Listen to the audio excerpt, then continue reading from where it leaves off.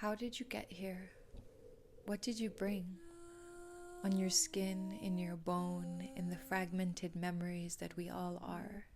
Erasure, erasure, erased, remembering piece by piece. Here, in this air as a word, can you hold the questions open without collapsing them down? Without hiding the grief away to be spent elsewhere on your card, on the need to be better, best, enough, on the resistance of your skin as changing, as dying, as growing and shedding every moment right now. Wait, what fragments? What brokenness? What grief? What severance? You felt it. It's not just yours. It's all that underwrites this life. The ache beneath the surface that twists our nerves into self-obsessed narratives we are trained to become. Looking for affirmation from broken institutions, from success as money, as grades, as work, as numbness, as disassociation. The grand deep fake that you are separate from me, from them, from land, from here, from waters across the planet. Do you feel that? The wind tapping at your cheeks, tapping through the screen back at you. Its metals pulled from the earth by the hands of a child, calling for something different, new, or very old. Calling for something more than the stories we have been told and that we tell ourselves. Who are you? Where are you from? What is concealed in the masks you wear every day? What else can we allow to move with and through us? Gorse, its dense green spines, spiky, bright yellow flowers, thrives in disturbed soils. And how much more disturbed can you get than stolen lands? Histories of dispossession and genocide.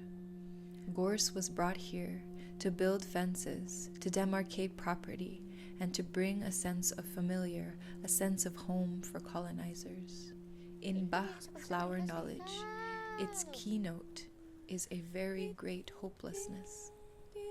Its pattern is seeing life as full of suffering or denying aspects of life in order to avoid pain or the feeling of despair. Its lesson, to go beyond the swing of positive and negative, to see equality and validity of all aspects of life, to integrate personal pain, to realize that when we accept pain, we are relieved from the suffering that comes from resisting it. I didn't mean to start a kinship with gorse. At first, I thought it was Scotch broom, and I only saw its violence, its thorns, its takeover, its foreignness, and art as a means of lessening them. But as I worked with them, I was reminded of their beinghood, and something shifted. Not necessarily forgiveness, not forgetting, but a recognition of shared displacement, a shared complicity. We are both here because of broken inheritances. And maybe kinship in this context isn't about comfort, but about staying in relation even when it hurts. What can happen when we don't shy away from the great brokenness that we all walk upon and amidst? To make space to grieve and dance and feel, and not be ruled by the constrictions, illusions, and suffering and luxuries that entice us every day. How does opening to a wider metabolism, to each other, the land, the ancestors of past and to come, open us into other ways of walking and being? How can we show up then, without dropping the responsibilities of deep repair needed in all aspects of society?